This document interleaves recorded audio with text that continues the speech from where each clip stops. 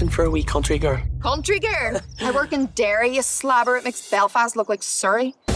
If we do this, there's no going back. You know that? I know. I have had enough.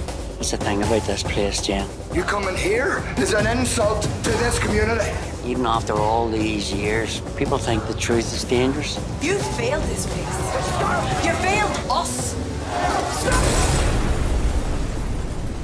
Maybe they're right. Shall we?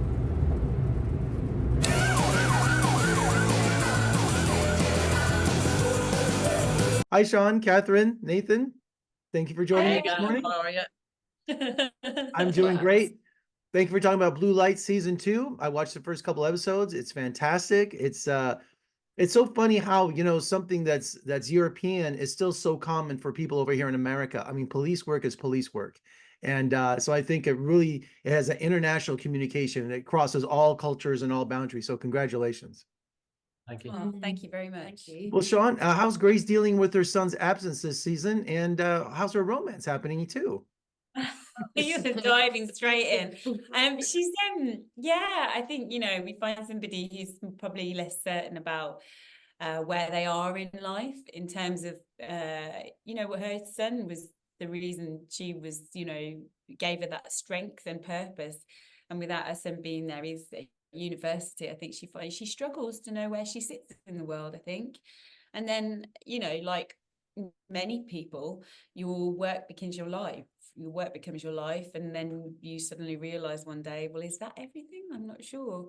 And then in terms of her sort of relationship with Stevie, I think they both, you know, it's evident from series 1 that they have feelings for each other, but they've both been around the block, you know, and yeah, and so it's difficult to try and navigate that and do this job, and that's hopefully, you know, something that people will enjoy in series 2, them dancing around each other. And Katherine, are these 3 officers, are they making a difference or are they making things worse this season? Oh, that's a good question. I mean, they're trying their best.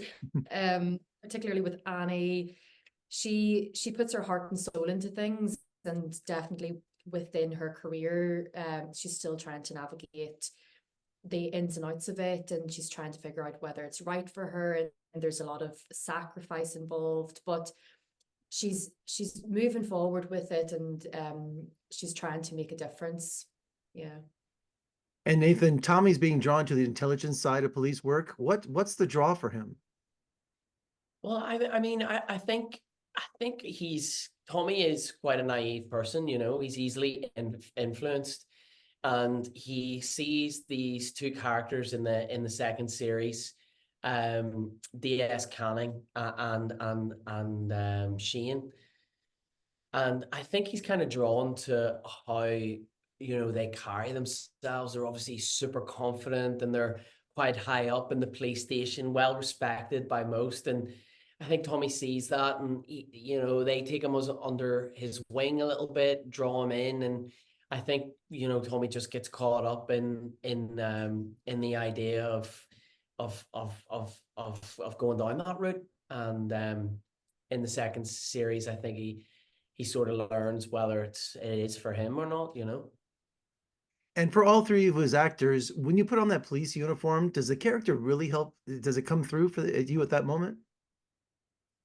Yeah, definitely. Putting on the uniform is so very much part of these characters. And I think for us, I think we can all say that when we put them on this time round in series 2, it was sort of like meeting an old friend again, and there was a familiarity and a comfort in that. Especially, you know, you've got these little name badges, haven't you, with your character's name? Yeah. One of them might have gone walkabouts. Might have taken one of them, but so it's got your name, and it is. It's like it's you know, they're great characters to play at the end of the day. It's funny how much those uniforms like really transform you without even, you know, without even thinking that you're acting. You put that uniform on and you're automatically a lot more stiff and upright, and you know, you feel the weight of it. So I feel like you're a lot more grounded and everything. That the uniform for me plays a massive part in you know, changing into the character. Well, a lot of American actors would go to a method form of playing these roles, following actually police officers, learning procedures. Did you three do that too? Did you follow any actual police officers and learn some procedures?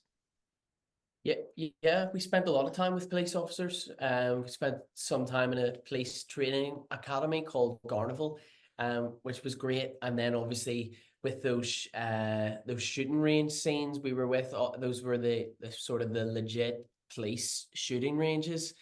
So it was super helpful to be like totally immersed in that in that place and be surrounded by those guys and girls. And finally today, what is the opinion of the police force and law enforcement? Are they behind the show? Been a really positive response from people that have worked within that sector and from all over. And that's what you said at the beginning, police work is police work, and it sort of travels because it's dealing with human beings in situations that, countries, will relate to because it's happening all over.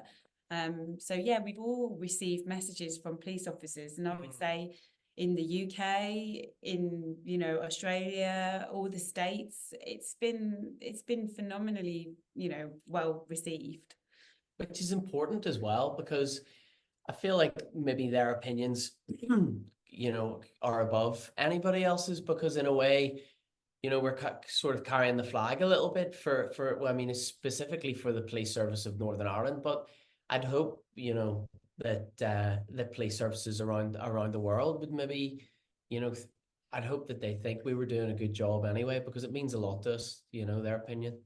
Well, Blue Light Season 2 streaming on BritBox. I think Americans are going to love Season 2. I know I do. And I appreciate your time this morning, and let's talk again soon. Thank you so much. Thank you so much. Thank you.